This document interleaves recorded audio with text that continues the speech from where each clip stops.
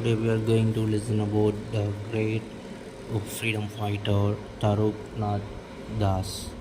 A ordinary nationalist from Bengal, Nath Das was one of the few Indians who advocated on resistance, resistance against British aggression and made a successful case for it in the international arena. He was also one of the few fortunate freedom fighters believed to have been educated in the West and still possessed the pride for their motherland. Taruknath and his PhD in political science from the University of Washington and was later professor of political science at the Columbia University. Around 1908, Tarak initiated a series of correspondence with Leo Tolstoy, where he entreats Tolstoy, who was seen to be a spokesman for the oppressed people, to provide an opinion on the British aggression in India. In the Taraknath and Tolstoy discussed the morality of active resistance against tyrannic aggression. These were initially published the Free Hindustan and later republished in 20th Century magazine. Tolstoy in his French letter wonders. It appears especially strange of India, for here we have a people of 200 millions of individuals highly endowed with spiritual and physical power in absolute subjection to a small clique composed of persons utterly alien in thought and aspiration and altogether inferior to those whom they insult. Explaining why the world is being torn apart by violence, he gives an overview of the evolution and spread of aggression through violence, in which he implicates the leaders, religious and political, who with narrow interpretations and adamant subscription to dogmas have ascribed the sole ownership to divine rights, he says. The truth which is so natural to humanity that human life should be guided by the spiritual principle which is the foundation of human life and manifests itself in love.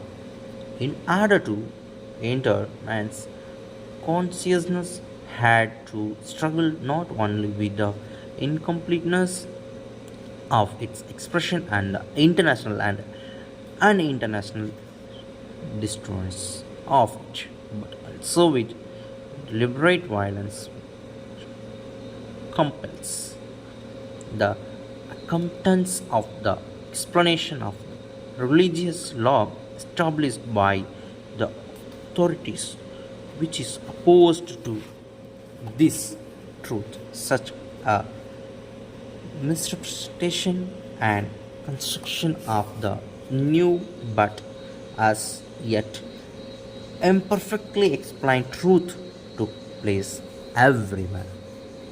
While Tolstoy mostly philosophies, Taraknath's reply appears to be intense and impatient in a dignified manner and is more direct, as we cannot expect William Court to fit earlier. So we cannot expect dogma relating to dullness to be fully applicable to activities. Certainly, the diet of a young man is quite different from that of an old man. So your ideas are different from ours. Your aspire is to live above the material plane and renounce it altogether, whereas our is to perform the duties as long as we live in the material plane. Do you There is no duty, but we have duties. We are not worshippers of violence.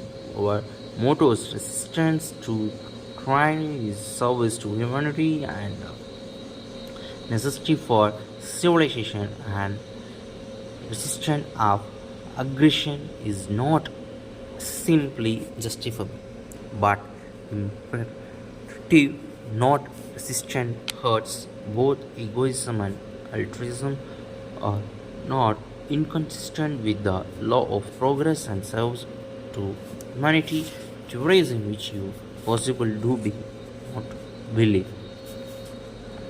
Resistance is an active effort to overcome obstacle. We never advocate, as you have supposed, that violence is the only possible way of knitting people into societies. Our motto is not an absolute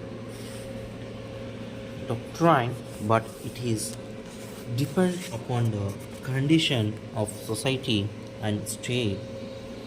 If there is no trace of aggression and training, there is no expression of our dogma. But as long as good and evil exist, all along the right of the weak are spurred by the strong. Our principle stands true and it will remain operative as the active expression and effort of love to humanity. Tarak Nath builds a strong case in support of active resistance by quoting fact about the deprecating treatment meted out of to women and the introduction of opium and liquor among Indians by the British, resulting in the occurrence of enormous profits to the British government. Surprisingly, Tolstoy is not sympathetic if the English have insulted the Hindus. It is just because the Hindus recognize and do recognize Koreans the main and fundamental principle of their social order in the name of this principle is submitted to the little races struggle with each other, fought with European with English and the present are preparing to struggle with it again for the Hindus to complain that the English have insulted them is equal to people who are addicted to drawing a complaint that wonders wine who have settled in the have enslaved them. You tell them that they can abstain from drinking, but they insist that they or contrary to it they cannot obtain that they find it necessary to keep their energy by wine. If the Hindus have been enslaved by violence, it is because of they themselves have lived by violence, lived by violence, and do not recognize this eternal law inherent in humanity.